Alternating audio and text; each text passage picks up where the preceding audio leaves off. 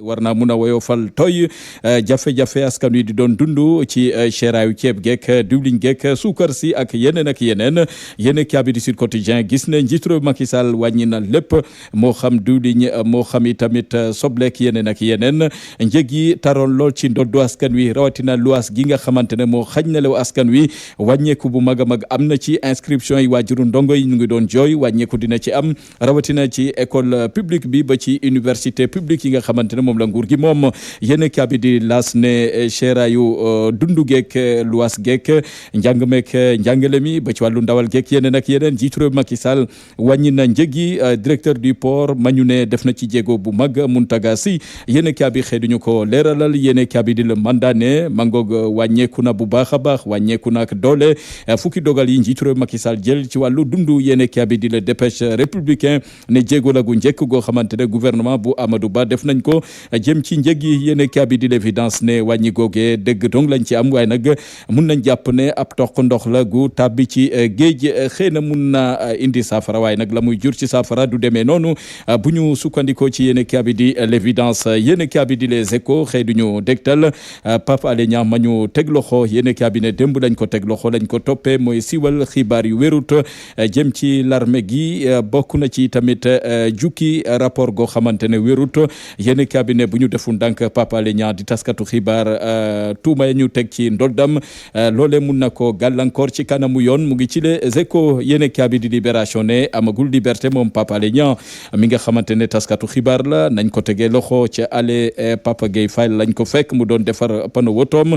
fa lañ ko nuus jàpp yóbbu Pape Alé Niang ca la wo ay avocat am bokk na ci booru 15 heures lañ ko teg loxo ma nga garde à vue yéen kaabi ne ci booru 22 heures la ñu tàmbale laaj ak tontu digganteem ak takk der ya ñu yor enquête ba yéen cabinet Pape Alé Niang article 64 80 bu 363 bu code pénal mooy du ko yor ci jamono ji Déthié Fall jàpp ne démocratie bu Sénégal saay bu ñu xëyee day gën di nermeelu ci nguruk Macky Sall yéen cabinet sursaane maître Ciré Clédor Ly mer la def ñaawlu anam ya ñu tegee loxo kiliyaanam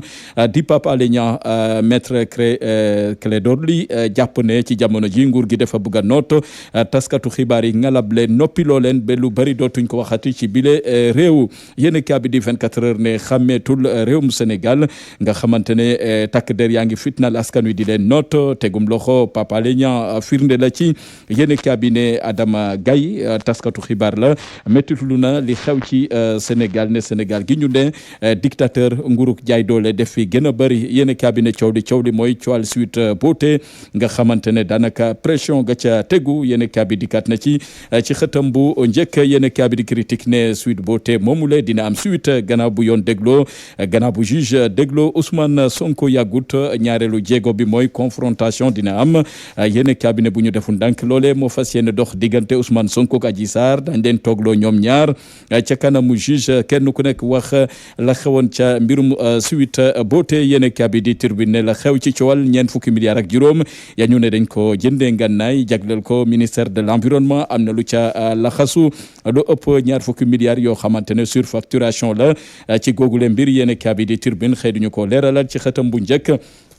yéen kaabi di réew mi quotidien xëy duñu dégtal yi tamit Alioune Tine mi xamle ne Sénégal ci jamono ji soxla na démocratie gu ñoŋ laaj na yi tamit gouvernement d'union nationale goo xamante ne bëgg na ko jëmmal ci réew mi bokk na ci tamit Cheikh Bamba Dièye mi xamle ne Ousmane Sonko fa mu ngoy kenn mënu ko fa jëlee bañ na ne duñ ko amal lii di test ADN Cheikh Bamba Dièye gis ne réewum Sénégal ak jaar-jaaram ci wàllu taarixu politique ba tax na kenn wu ne ci wàllu politique yi sa xel munta dal ci li ni mel yéen kaabi di nga xamante ne mooy suñu lamb xëy géewal ñaari mbër yi Siteu ak Papa Sow nga xamante ne jël am na Siteu daan na Papa Sow jël gu set wecc bu ñu sukkandikoo ci yéen kaabi nga xamante ne